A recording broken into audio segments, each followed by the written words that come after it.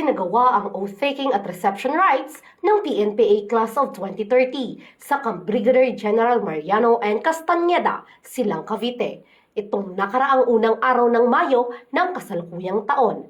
Sa panguna ni Acting Director Police Brigadier General Rodrigo Aymaranan, kung saan may kabuuang 394 aspiring cadets na binubuo ng 311 na lalaki at 83 na babae ang opisyal na numpa bilang bagong henerasyon ng mga lingkod bayan. Sinimula ng aktibidad sa pamamagitan ng parent orientation kung saan ipinaliwanag sa mga magulang ang kabuuang proseso ng pagsasanay, disiplina at buhay akademya na tatahakin ng kanilang mga anak bilang mga kadete. Tinalakay rin ang mga patakaran at programang ipinatutupad upang matiyak ang kaligtasan, kapakanan at ganap na paghubog sa kakayahan at karakter ng mga magiging opisyal ng bansa.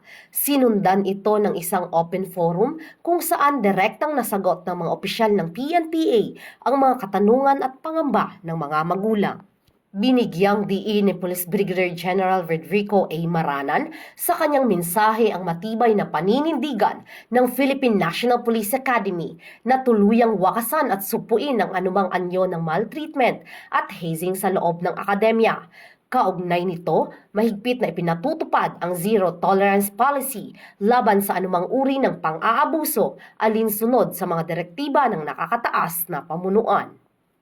As your acting director of the Philippine National Police Academy, I commit to you that as you pursue your dreams within this academy, zero tolerance for all forms of abuse, maltreatment, and hazing inside.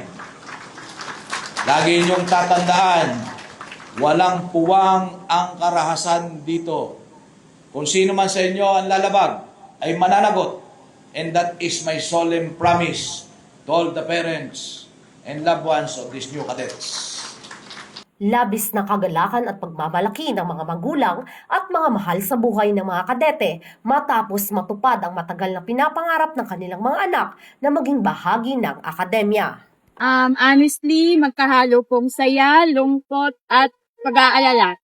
Kasi syempre, sa anak namin, only boy kasi siya, pero yung mga pag-aalala at pagkabahala namin napalitan po ng tuwa kasi narinig namin yung director nag-assure sa aming mga parents na hindi masasaktan yung mga anak namin. So, kahit pa paano kampante po kami. Formal nang tinanggap ang PNPA Class of 2030 bilang bahagi ng Corps of Cadets, hudyat ng kanilang pagsisimula sa isang makabuluhan at mapanghamong paglalakbay bilang mga tagapangalaga ng batas at kaayusan sa bansa.